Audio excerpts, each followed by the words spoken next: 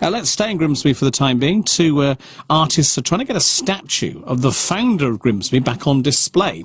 It depicts the legend of Grim and Havelock, with Grimsby saving the infant Prince Havelock of Denmark from the sea. The statue was unveiled back in 1973 and used to stand in front of Grimsby College, now Grimsby Institute.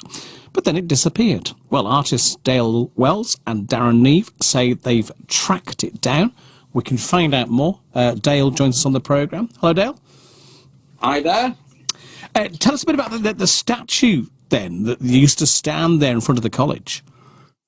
Yeah, so it's quite a large piece, and I think that everyone remembers it because it used to stand sort of, head and shoulders really above the landscape. And coming into the town, especially past the college or the institute, you used to see that and you know that he was in Grimsby.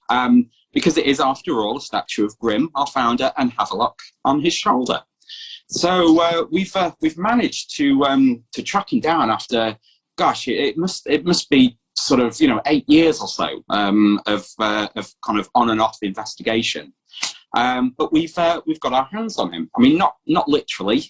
We do need somebody's help to transport him to the gallery, which is Victoria Street. That's the Turntable Gallery.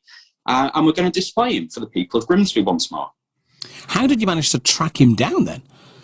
Oh, a lot of emailing, a lot of blackmail and threats. But yeah, we basically bounced it around from so many different people. And there was all this problems with sort of a willingness to take ownership of him, a willingness to explain where he was, etc., etc. And he's moved around all over, actually. Quite a few places in the area have had him at one point, but maybe not realised it. But yeah, we finally got him through a bit of doggedness and sort of, determination, and he's been released to us. So what sort of state is the statue in? What sort of work is going to be needed then? Well, now this is the thing. He's in a few pieces. Havelock's lost his head. Grim's lost his downstairs. There's various bits of fingers, fish, all that kind of thing that's come off him. But what we want to do, we want to lay him, we think, in the gallery for maybe a period of 4 to 6 weeks. Just have people come, maybe pay their respects to him, have a bit of a chat about him, give us their memories of him, and then we can sort of begin a bit of a process of thinking, what do we do with him next? If he's in the gallery, that means that we can get conservators in to have a bit of a look, just assess the damage. But we don't really know where we want to go with him next. I mean, it might be a whole new recast, it might be a patch-up, could be anything really, but we want to speak to the people of Grimsby who ultimately own it as to what their thoughts are around him.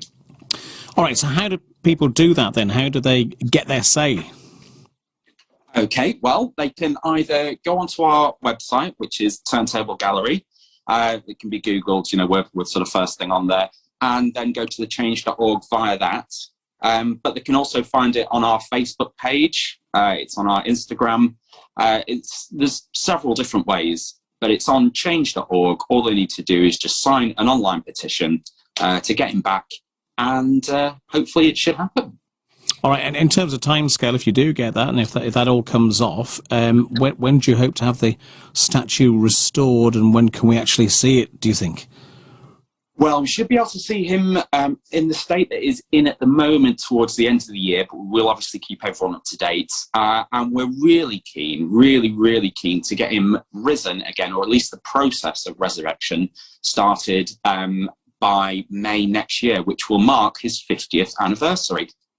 Excellent. All right, Dale, good work. Good luck with it, and do keep us posted. Thank you, Dale Wells there, Grimsby artist.